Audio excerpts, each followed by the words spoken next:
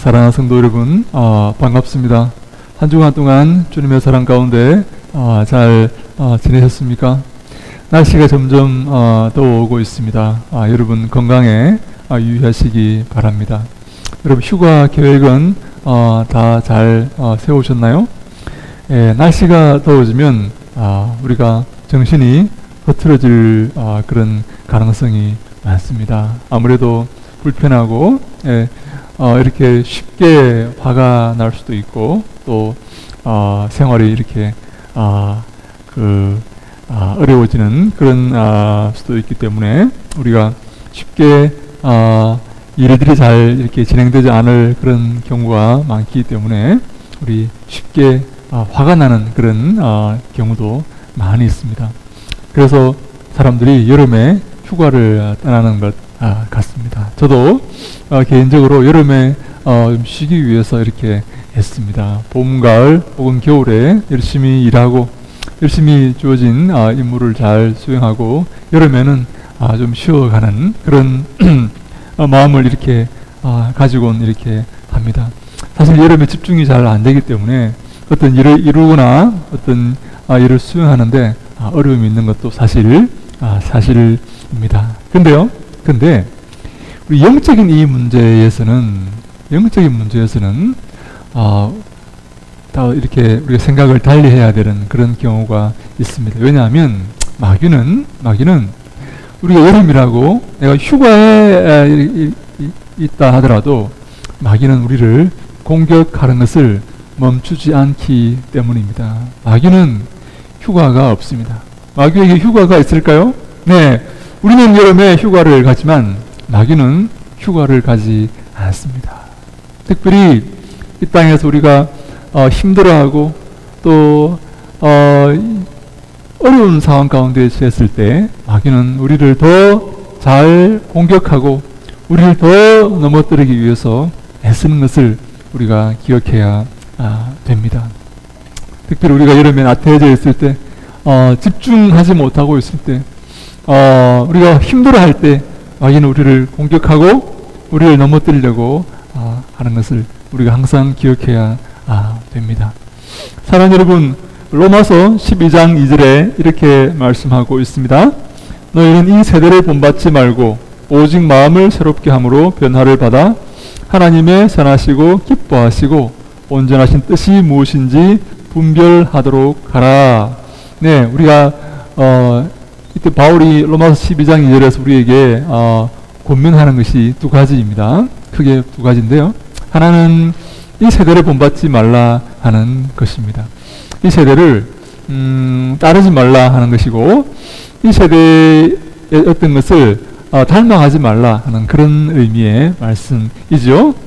또 다른 하나는 하나님의 뜻을 분별하는 것입니다. 이 땅을 본받지 말고 이 땅을 따르지 말고 하나님의 뜻이 무엇인지 분별하여서 어떻게 하라고요? 그 뜻대로 살아가라 하는 것이 바로 바울의 권면의 말씀입니다. 우리가 이 세대가 가르치는 이 삶의 원리를 따라가지 않고 하나님께서 우리에게 권고하시고 명령하시는 그 진리를 따라가야 한다 하는 그런 말씀입니다. 네, 바로 그것이 여러분 우리의 신앙의 내용입니다. 우리 믿음 생활의 내용입니다. 하나님이 기뻐하시는 것이 무엇인지를 찾아서 추구해서 그것을 따라가는 것입니다. 그 하나님의 그 명령을 내 삶 속에 준행하는 그것이 바로 우리 신앙의 내용입니다. 여러분, 우리가 부모님께 효도하는 것도 마찬가지지 않습니까? 네, 부모님이 기뻐하시는 것을 우리가 해드리는 그것이 효도라고 말할 수가 있지요. 부모님께서 원하지 않는 그런 삶, 부모님께서 이렇게 바라지 않는 그런 삶을 사는 것은 불효라고 말할 수가 있습니다. 근데요, 사랑하는 여러분, 주님이 기뻐하시는 삶, 아름다운 신앙의 삶, 이런 삶을 살아가는 사람들에게 점점 어려운 시기가 찾아오고 있다는 사실을 여러분 아십니까? 점점 하나님을 섬기고 하나님 중심의 삶을 살아가는 것이 점점 힘들어지는 그런 시간들이 우리에게 다가오고 있습니다. 바로 권위가 사라지는 그런 시기가 찾아오고 있는 것입니다. 이것을 우리 소위 이 포스트 모더니즘이다 이렇게 그 말을 하는데요. 이 초현대주의인데요. 어떤 특정한 권위에 대한 그런 도전과 그런 그 불만과 권위를 제거하려는 그런 움직임이 아주 강성해지고 활발해지는 그런 시기가 찾아오고 있고 이미 찾아왔습니다. 그래서 어떤 기준, 어떤 잣대 이것을 인정하지 않는 그런 시점들이 지금 점점 더 강하게 찾아오고 있는 것을 우리가 보고 있습니다. 여러분 지금 부모의 권위가 있습니까? 사회의 어떤 이 기준이 있습니까? 예? 다 자기 마음대로 아닙니까? 자기가 그 삶의 기준이 되어서 살고 있지 않습니까? 내 뜻대로 안 되면 그것을 뒤집어 엎고 내 마음대로 하려고 하는 그런 시기가 여러분 찾아왔지 않습니까? 저는요 요즘 이렇게 재판하는 것을 이렇게 보거나 사회 어떤 일이 흘러가는 내용들을 볼 때에 야 정말 자기가 마음만 먹으면 수단과 방법을 가리지 않고 그것을 이룰 수 있는 그런 시기가 된 것 같다 하는 그런 생각을 하게 됩니다. 네? 어떤 불의를 행해도 마음의 양심에 가책을 가지지 않고 그렇게 살아가는 그런 사람들이 득세하는 그런 시기가 온 것 같다 하는 생각을 하게 됩니다. 사랑하는 여러분, 이게 바로 자기중심주의의 그런 세상입니다. 자기가 삶의 기준이 되는 세상입니다. 자기가 내 삶의 주인 되는 그런 세상입니다. 더 이상 성경이 내 삶의 기준이 될 수가 없습니다. 여러분 아이를 이렇게 기를 때에 우리가 매질을 할 수 있지 않습니까? 성경이 말하고 있습니다. 초달을 못하는 자는 그 아이를 미워하는 자이다 라고 성경이 말하고 있습니다. 근실히 징계하라고 성경이 말씀하고 있습니다. 그런데 여러분 요즘 여러분 애들을 때리면 어떻게 되는지 아십니까? 예? 아동학대로 여러분 잡혀갑니다. 벌 받습니다. 이게요 얼마나 요즘 강화되어 가는지 모릅니다. 여러분 아이들 여러분들 매질하실 때 훈계하실 때 조심하시기 바랍니다. 하나님을 믿고 하나님을 의지하며 말씀을 지키는 자들이 어려움을 겪는 시대가 오고 있습니다. 말씀대로 사는 것이 여러분 이제 이 범법자가 되고 실정법을 저촉되는 그런 시기가 오고 있습니다. 자기가 삶의 주인 되었기 때문입니다. 사람이 삶의 그 주인이 되어가기 때문입니다. 하나님이 더 이상 주인이 아니고 천지를 창조하시고 천지를 다스리시는 하나님이 내 삶의 주인이 더 이상 아니고 내가 내 삶의 주인 되는 그 시기가 이제 노골적으로 점점 더 가까이 다가오고 있다는 사실을 우리가 기억하셔야 됩니다. 이게요 노골적으로 이것을 사람들이 드러내고 있습니다. 여러분 대표적인 것이 동성애법 아닙니까? 차별금지법 아닙니까? 더 이상 우리가 동성애를 죄라고 말할 수가 없는 시기가 여러분 찾아오고 있습니다. 차별금지법 차별해서는 안 된다. 네, 외견으로 볼 때는 외견상으로는 굉장히 아름다운 그런 좋은 법처럼 보이지 않습니까? 우리가 여자라고 해서 차별받아서는 안 됩니다. 약자라고 해서 차별받아서는 안 됩니다. 외국인이라고 해서 차별받아서는 안 됩니다. 네, 안 됩니다. 그것은 참 옳은 이야기입니다. 근데요, 동성애를 한다고 해서도 차별을 해서는 안 됩니까? 그것이 잘못되었고 그것이 죄라고 말해서는 안 됩니까? 네, 차별금지법에서는 그렇게 말하고 있습니다. 그 사람들을 차별해서는 안 된다는 것입니다. 제3의 성이라는 것입니다. 여러분, 근데요? 성경이 그렇게 말하고 있습니까? 성경이 그것을 옳다고 말하고 있습니까? 아닙니다. 성경은 분명히 그것을 죄라고 말하고 있습니다. 하나님의 창조 법칙을 정면으로 거스른 주님이 기뻐하시지 않는 죄라고 말하고 있습니다. 그래서 여기에 충돌이 생기는 것입니다. 교회에서 차별적인 그런 동성애에 관해서 차별적인 말을 할 때에 이것이 실정법에 저촉이 될 수 있다는 것이죠. 그래서 많은 아마 목회자들이 현실을 추구하는 그런 목회자들이 주의 나라를 우선시하고 주의 나라를 먼저 생각하는 그런 목회자가 아니라 그들의 삶의 현실을 바라보는 그런 목회자들이 아마도 동성애를 죄라고 말할 수 없는 그런 시기가 오게 된다 하는 것입니다. 이것이 여러분 대표적인 자기중심주의의 삶의 결과 아닙니까? 사랑하는 여러분, 우리의 삶의 환경은 점점 척박해지고 있습니다. 우리는 점점 이 자기중심주의를 표방하는 그런 세계 속으로 들어가고 있습니다. 물론 우리가 이미 그런 세계 속에 살고 있었지만 점점 힘들어지는 그런 환경 속에 거하게 되어질 것입니다. 이럴 때 우리가 어떤 삶을 살아야 하겠습니까? 예수 믿는 것이 이제 점점 핍박의 대상이 될 수가 있습니다. 실정법을 어기는 그런 상황 가운데 놓이게 될 것입니다. 이때 우리가 어떤 마음을 가지고 살 것인가 하는 것이 저는 우리의 신앙의 내용이라고 생각합니다. 현실과 타협하지 않고 잘못된 것을 잘못된 것이라고 말할 수 있는 그런 믿음을 우리가 끝까지 주님 오실 그날까지 견지하고 있을 것인가? 아니면 이 땅과 합의하고 화해하고 타협하여서 이 땅에 싫어하는 것에 대해서 우리도 입을 닫고 이 땅이 금지하는 것에 대해서 성경을 외면하고 그것을 수정하거나 그 길을 따른다면 우리의 삶은 주님이 기뻐하지 않는 그런 삶이 될 것입니다.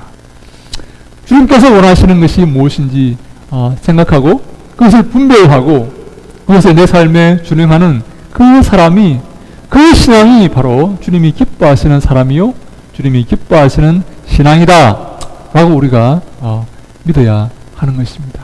사랑하는 여러분, 더욱더 우리가 이 땅에서 빛과 소금으로 살아가시기 바랍니다. 특별히 여러분 이 땅에 맛을 내는 그런 여러분 소금의 사명을 감당하며 살아가시기 바랍니다. 여러분 소금이 맛을 잃으면 어떻게 되는지 아십니까? 땅에 버려져 밟힌다라고 성경이 우리에게 말씀하고 있습니다. 소금이 어떤 경우에 맛을 잃습니까? 그 가운데 불순물이 있을 때에 소금은 맛을 잃게 됩니다. 내 삶이 정말 주의 말씀으로 정결하고 주님이 기뻐하시는 아름다운 삶으로 내 삶이 정결한 삶이 될 때 우리는 주님이 기뻐하시는 그런 삶을 살아갈 수가 있게 되는 것입니다. 사랑하는 여러분, 오늘 우리 하나님께서 우리 원하시는 그런 삶이 오늘 본문에 등장합니다. 신명기 5장 9절 10절 말씀을 제가 한번 드렸습니다. 그것들에게 절하지 말며 그것들을 섬기지 말라.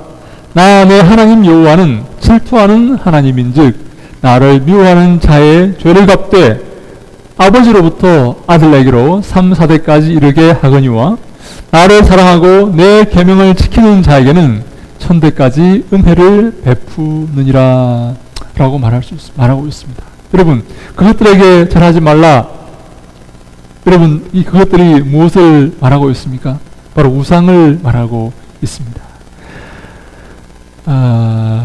그래서 앞에 7절과 8절에 보면 이런 내용이 나오는데요. 나 외에는 다른 신들을 내게 두지 말지니라.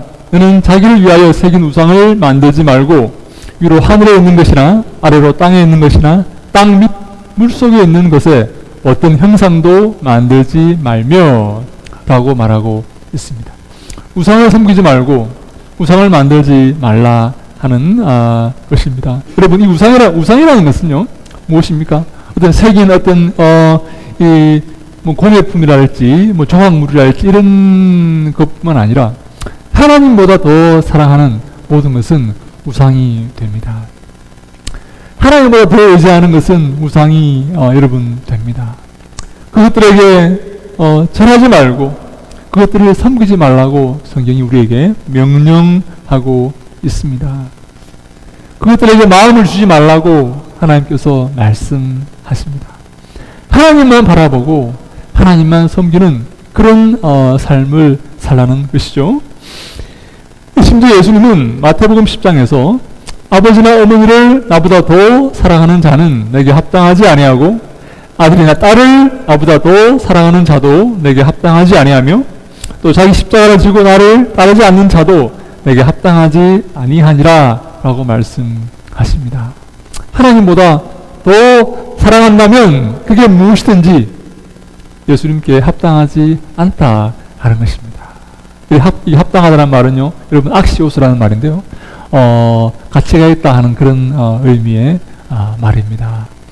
예수님께 무가치하다는 것입니다. 예수님보다 더 사랑하는 것이 있다면, 더 마음을 주는 것이 있다면 예수님께 무가치하다 하는 그런 말씀입니다. 여러분, 혹시 이 말씀이 너무나 편협하고 배타적이다 이렇게 여러분 생각하지 않으십니까? 왜 자기만 사랑하라고 이렇게 하시는지 너무 이렇게 좀 심하다는 그런 생각을 여러분 하시지 않습니까? 근데요, 그렇지 않습니다. 예수님은 우리에게 그것을 요구하실 수 있는 충분한 자격을 갖추신 그런 분이십니다. 왜 그렇습니까? 첫 번째, 예수님은 천지를 창조하신 창조주 하나님이시기 때문입니다. 이 천지를 만드신 분이시기 때문이고 우리를 지으신 분이시기 때문에 예수님은 우리가 정말 예수님만 사랑하고 예수님만 섬기고 예수님만 경배하기를 요구할 수 있는 그런 분이십니다. 두 번째, 예수님은 우리를 그렇게 사랑하시기 때문에 우리에게 그 사랑을 요구하실 수 있는 분이십니다. 예수님 우리를 사랑하지 않고 우리를 사랑하지 않으면서 내게 그 사랑을 바치라, 그 마음을 바치라 라고 말씀하신다면 그건 잘못된 것이겠죠. 예수님은 당신의 목숨을 십자가에 달려서 우리를 위해 희생하실 만큼 우리를 사랑하시는 분이십니다. 그래서 예수님은 우리에게 예수님만 사랑하도록 요구하실 수가 있으신 그런 분이십니다. 사랑하는 여러분, 우리가 하나님만 사랑하는 그런 우리가 되어야 합니다. 심지어 내 목숨을 버리면서까지, 내 목숨을 희생하면서까지도 하나님을 사랑해야 되는 그런 존재가 바로 우리 피조물들입니다. 요한복음 12장에 자기의 생명을 사랑하는 자는 잃어버릴 것이요 이 세상에서 자기의 생명을 미워하는 자는 영생하도록 보전하리라 라고 말씀합니다. 내 생명을 사랑하는 자, 이 땅에서 내 생명을 위해서 살아가는 자, 그 사람은요 잃어버릴 것이다 라고 말해요. 그러나 자기 생명을 미워하는 자, 하나님의 나라를 위해서 내 생명까지도 미워하는 자, 나를 십자가에 못 박고 그리스도의 뒤를, 십자가를 지고 그리스도의 뒤를 따르는 자는 영생을 얻게 될 것이다 라고 성경이 말씀하고 있습니다. 여러분, 우리가 하나님을 바라보고 하나님 의지하며 주님께서 내 삶의 주인 되시는 그런 믿음의 삶을 살아갈 때, 심지어 내 생명까지도 미워하고 십자가를 지고 그리스도의 뒤를 따를 때에 우리에게 영원한 생명이 주어질 것입니다. 믿으십니까? 그런 삶을 살아가시기를 바랍니다. 근데 어떤 사람 이렇게 말할 수가 있지 않겠습니까? 하나님도 섬기고 이 땅의 삶도 좋아하면 되지 않습니까? 하나님도 사랑하고 세상도 사랑하면 안 됩니까? 네, 성경은요 그것이 불가능하다고 우리에게 말하고 있습니다.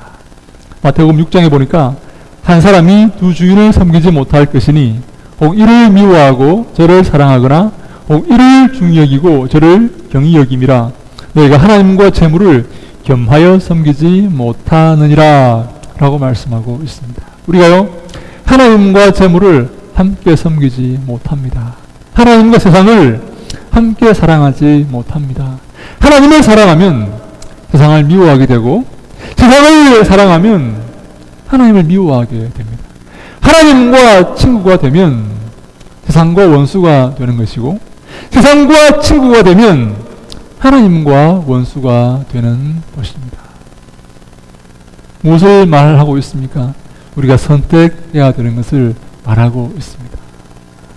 하나님이냐 세상이냐를 선택해야 됩니다. 여러분 무엇을 선택하시겠습니까? 선택이라는 것은요 하나를 포기하는 것을 또한 의미하고 있습니다.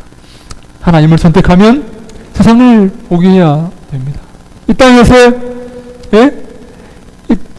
잘 먹고 잘 사는 것을 부경화를 누리는 것을 포기해야 됩니다. 세상을 선택하면요 하나님과의 아름다운 관계 영원한 생명을 포기해야 됩니다. 여러분 어떤 것을 선택하시겠습니까? 무엇을 선택하시겠습니까? 하나님을 선택해야 됩니다. 그것이요 바른 길이요 그것이요 지혜로운 선택이요 그것이요 영원한 생명을 얻는 영원한 축복의 선택입니다. 하나님은 우리가 하나님만 선택하기를 원하십니다. 하나님만 바라보기를 원하십니다. 그래서 오늘 우리에게 하나님의 이 정체성에 대해서 잠깐 설명하고 계시는데요. 질투의 하나님이다 라고 말씀을 하시는 것입니다. 질투하시는 분이라는 겁니다. 그런데 인간의 표현으로 이 질투한다는 이 말은 너무나 사랑하기 때문에 다른 쪽의 마음을 빼앗기는 것을 참을 수 없는 그런 모습을 우리에게 이렇게 말씀하고 있는 것입니다. 하나님은요 우리를 너무 사랑하시기 때문에 우리가 다른 것에 마음을 빼앗기는 것을 보고 계시지 못합니다. 질투하십니다. 그래서 우리가 다른 것에 마음을 빼앗길 때 우리를 심지어 멸망시킬 것이다 라고 이렇게 말씀하는 것을 우리가 보게 됩니다. 그것들에게 절하지 말며 그것들을 섬기지 말라. 나 내 하나님 여호와는 질투하는 하나님인즉 네가 미워하는 자의 나를 미워하는 자의 죄를 갚되 아버지로부터 아들에게로 3, 4대까지 이르게 하거니와 나를 사랑하고 내 계명을 지키는 자에게는 천대까지 은혜를 베푸느니라 라고 말씀합니다. 여러분 하나님을 사랑하지 않고 혹은 하나님과 세상을 함께 사랑하는 이것을 하나님은요 나를 미워하는 것이다 라고 규정을 하시고 표현을 하십니다. 그리고 이것은요 하나님을 미워하는 것뿐만 아니라 죄에 속한 것이다 라고 말씀하십니다. 하나님을 외면하고 혹은 하나님과 세상을 함께 섬기는 이 행태, 이 행위를 하나님은 하나님을 미워하는 것이다 라고 말씀하시고 죄라고 말씀하시는 것입니다. 반면에 나를 사랑하고 내 계명을 지키는 자에게는 천대까지 은혜를 베푼다. 하나님께 죄를 범하고 하나님을 미워하는 자에게는 하나님께서 3, 4대까지 그 죄를 벌을 내리시고 죄를 물으시겠다고 말씀하시고 하나님을 사랑하고 그 계명을 지키는 자에게는 천대까지 은혜를 베푸신다 라고 우리에게 말씀하십니다. 하나님을 사랑하고 그 계명을 따르는 자들에게는 여러분 천대 은이겠습니까? 영원토록 은혜를 베풀어 주실 것입니다. 왜 이렇게 큰 당근을 우리에게 제시하고 계시는 것입니까? 우리가 하나님을 사랑하고 하나님을 의지하며 주님이 기뻐하시는 삶을 살아가는 것이 바로 가장 중요한 것이고 가장 값진 것이며 가장 복된 것이라는 사실을 알게 하시기 위해서 이렇게 큰 당근을 우리에게 제시하시는 것 아니겠습니까? 먼저 그의 나라와 그의 의를 구하라. 그럼 이 모든 것을 너희에게 더해 주시겠다라고 말씀하시는 것도 여러분 마찬가지 아닙니까? 먼저 하나님의 나라와 하나님의 의를 구하면 이 모든 것을 우리에게 더해 주신다고 주님께서 말씀하십니다. 여러분, 뭐가 더 중요합니까? 하나님의 나라와 하나님의 의가 중요합니까? 아니면 이 땅의 재물과 이 땅의 것들이 중요합니까? 하나님의 나라와 영원한 생명이 훨씬 더 중요하지 않습니까? 그것을 우리에게 가르치시기 위해서 이 땅의 것들을 우리에게 이 경품으로 어떻게 보면 이 선물로 이렇게 제시하고 계시는 것입니다. 하나님 나라와 하나님 의를 구하면 이것을 주신다는 것입니다. 이게 사실 이렇게 주님 입장에서 뭐가 그렇게 중요하겠습니까? 하나님 나라와 하나님 의가 중요하다는 것을 너무나 중요하다는 것을 그것을 추구하고 그것을 바라보고 그것을 따라야 한다는 사실을 알게 하시기 위해서 이 땅의 것들 하나님께서 우리에게 주신다고 말씀하시는 것 아니겠습니까?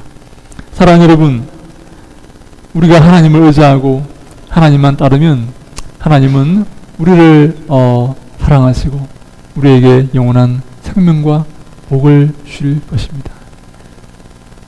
저는요, 그런 우리가 되기를 바랍니다. 저부터 그런 삶을 살기를 소망합니다. 먼저 그의 나라와 그의 의를 구하고 먼저 하나님을 사랑하고 주님이 기뻐하시는 삶, 주님을 사모하는 삶, 주님과 함께 그 좁은 길을 걷는 그 삶을 여러분 추구하시기 바랍니다.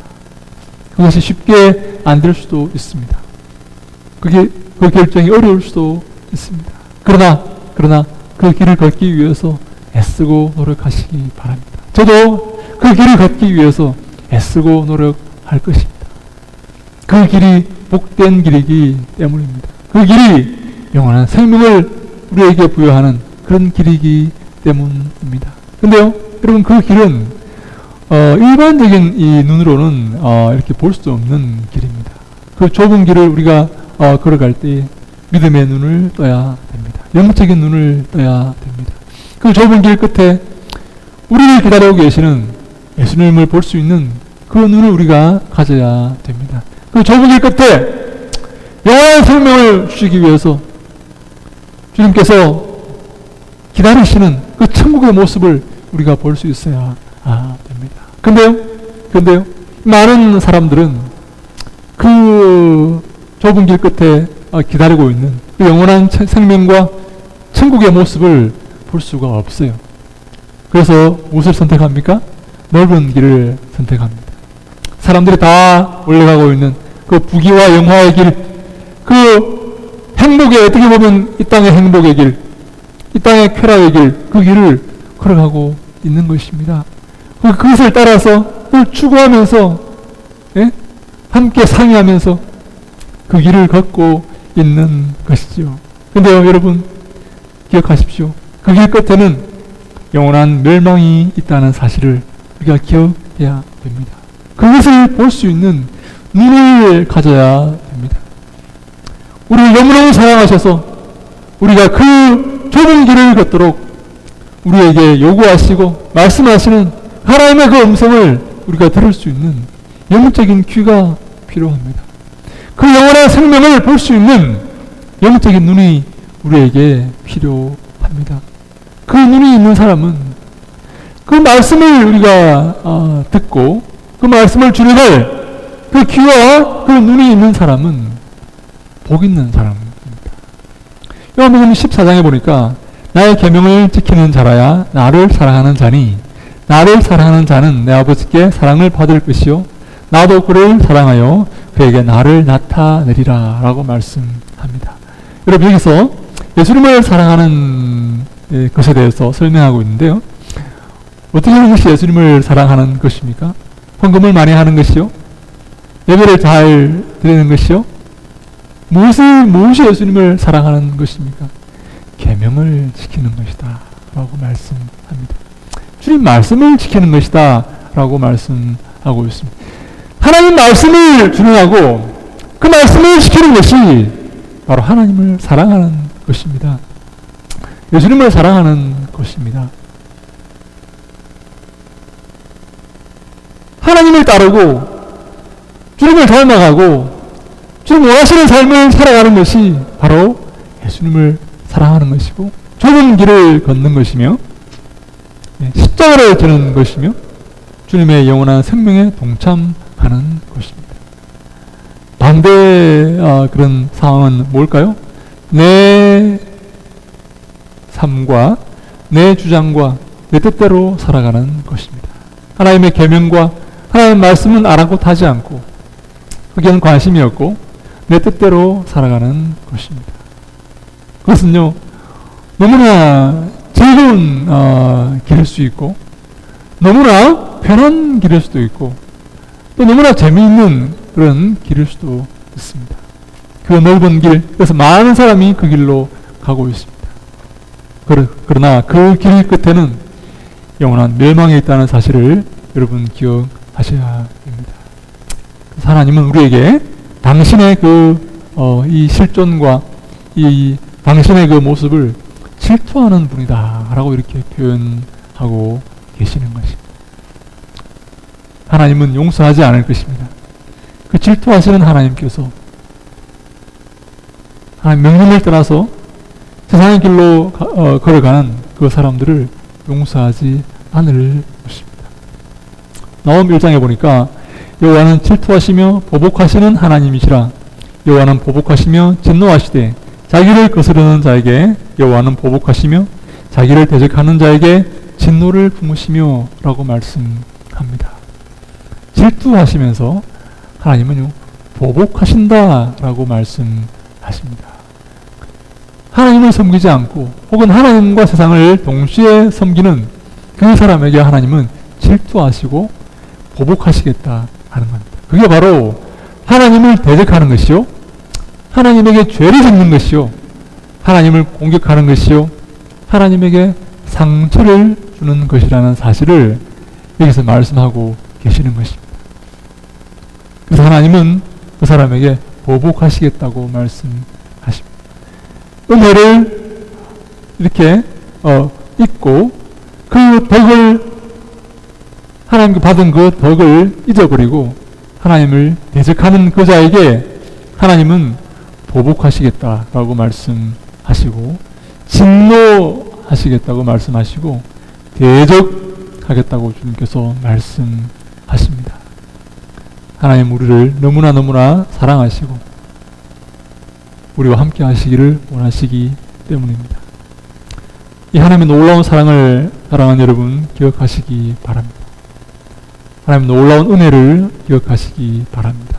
하나님 편에 서시기 바랍니다. 하나님께 불만이 있더라도 아쉬운 부분이 있더라도 하나님께 서운한 부분이 있더라도 여러분 주님의 사랑을 믿고 주님의 도우심과 인도하심을 의지하며 그것을 믿으며 나아가시기 바랍니다. 하나님 우리를 사랑하셔서 우리를 이곳에 있게 하시고 우리를 기르시고 붙잡으시며 영원한 천국으로 인도하실 분이시기 때문입니다. 우리에게 가장 좋은 것으로 우리의 삶을 채우시기 때문입니다. 우리의 자녀를 길러보면 그렇지 않습니까? 가장 좋은 것을 우리가 부모는 자녀에게 주기를 원합니다. 가장 좋은 길로 인도하기를 원합니다. 자녀가 잘못된 그런 삶을 살고 잘못된 것을 선택하게 하기를 하는 것을 기뻐할 부모가 어디 있겠습니까? 근데요 자녀는 그렇게 생각하지 않는 것 같습니다. 않을 수가 있어요. 부모는 가장 좋은 것을 주었지만 가장 좋은 길로 인도하려고 하지만 자녀는 그것이 섭섭할 한 경우가 있어요. 자녀의 눈으로 보기에는 그것보다 이게 더 좋은 것처럼 보이는데 부모는 이것을 우리 자녀에게 요구한다는 말이죠. 네. 무엇이 옳은 것인가, 무엇이 바른 길인가, 무엇이 자녀에게 가장 좋은 것인가를 알기까지는 그리 오랜 세월이 필요하지 않습니다. 곧 알게 됩니다. 자녀의 눈으로 볼 때는 이 길이 좋은 길이었지만 부모의 눈으로 볼 때는 이 길이 좋은 길입니다. 이 길이 바른 길입니다. 성경이 말씀하고 있지 않습니까? 내 부모를 공경하라. 내 부모를 중히 여기라, 무겁게 여기라라는 말씀입니다. 이것이요, 하나님과 우리 사이에도 마찬가지입니다. 내가 볼 때는 이 길이 좋은 길처럼 보입니다. 이 길이요, 더 이익이 되고 더 즐거운 길이고 합당한 길처럼 보입니다. 근데요, 주님은 우리의 이 길을 요구하십니다. 근데요, 주님께서 원하시는 이 길이 우리에게 더 합당한 길이요, 더 복된 길임을 알기까지 오랜 시간이 걸리지 않습니다. 주의 말씀을 준행하며 주의 명령을 준행하며 주의 계명을 준행하는 그 길이 복된 길이요, 합당한 길이요, 그 길이 바른 길이라는 사실을 우리가 믿고 주의 말씀을 따라 그 길을 걸어야 합니다. 이것이 바로 믿음 생활입니다. 이것이 바른 생활입니다. 여러분, 이것이 여러분 요즘 바른 생활을 이렇게 하는 그런 것들을 좋아하지 않는 그런 분위기가 있는 것도 사실인데요. 여러분, 주님이 기뻐하시는 바른 길을 걸으시기 바랍니다. 그 길이 복된 길이요, 그 길이 영생의 길입니다. 여러분들의 잘못된 삶을 돌이켜서 주님께 나오시기 바랍니다. 주님을 사모하고 주님을 의지하시기 바랍니다. 신명기 6장에 보니까 너는 마음을 다하고 뜻을 다하고 힘을 다하여 내 하나님 여호와를 사랑하라. 오늘 내가 내게 명하는 이 말씀을 너는 마음에 새기고 내 자녀에게 부지런히 가르치며 집에 앉았을 때든지 길을 갈 때든지 누워있을 때든지 일어날 때든지 이 말씀을 강론할 것이며 너는 또 그것을 내 손목에 메어 기호를 삼으며 내 미간에 붙여 표로 삼고 또 내 집 문설주와 바깥 문에 기록할지니라 라고 말씀합니다. 하나님께 붙어있고 마음을 다하고 성품을 다하고 힘을 다하여서 하나님을 사모하는 그 길이 바른 길이요 복된 길이며 영생을 보장하는 그 길이라는 사실을 인식하고 질투하시는 하나님이라는 그 표현을 사용하시면서까지 우리를 그 바른 길에 잡아매 두시려는 영원한 생명의 그 길을 걷게 하시려는 하나님의 그 놀라운 그 애달픈 마음과 하나님의 그 의도를 우리가 잊지 말고 믿음의 바른 삶을 살아야 됩니다. 그것이 바로 주님이 기뻐하시는 삶이고 우리가 가야 될 길입니다. 사랑하는 성도 여러분, 우리의 삶이 그런 삶이 될 수 있기를 간절히 바랍니다. 주를 따라 외면하고 살았다면 지금 당장 돌아오시기 바랍니다. 돌이키시기 바랍니다. 주님께서 원하시는 삶을 사시기 위해서 애쓰고 노력하시기 바랍니다. 주님께서 그 사랑하는 자녀의 손을 붙잡아 주실 것입니다. 우리의 삶이 그런 삶이 되어서 주님께 영광 돌리며 우리에게도 큰 축복이 되는 그런 우리 모두가 다 될 수 있기를 주님 이름으로 축원합니다. 그런 교회가 되기를 바랍니다. 우리의 삶 가운데 우리의 가족과 우리의 자녀들의 삶 가운데 그런 축복과 은총이 가득 넘치기를 주님 이름으로 간절히 축원합니다. 기도하겠습니다. 아버지 하나님 감사합니다. 저희를 사랑하셔서 그리스도의 보혈의 공로로 구원하시고 주님의 자녀 삼으시고 영원한 생명의 길을 걷게 하시니 감사합니다. 질투하시는 하나님을 기억하며 좌로나 우로나 치우치지 않고 항상 주님이 기뻐하시며 주의 말씀을 준행하는 생명의 길을 걸을 수 있도록 인도하시고 함께하여 주시옵소서. 점점 어려운 세상이 되어감을 우리가 보고 있습니다. 하나님 함께 하시고 믿음 잃지 않게 하시고 바른 길을 벗어나지 않게 하시고 주님 앞에 항상 기뻐하며 감사하며 주님께 영광 돌리며 살아갈 수 있도록 저희들 도우시고 함께하여 주시옵소서. 붙잡아 주시옵소서. 주님이 돕지 않으시고 붙잡으시지 않으시면 저희가 바른 삶을 살 수 없음을 고백합니다. 하나님의 사랑 가운데, 은혜 가운데, 항상 주님 은혜 가운데 거하는 우리 모두가 되게 하여 주시옵소서. 예수님 이름으로 기도합니다. 아멘.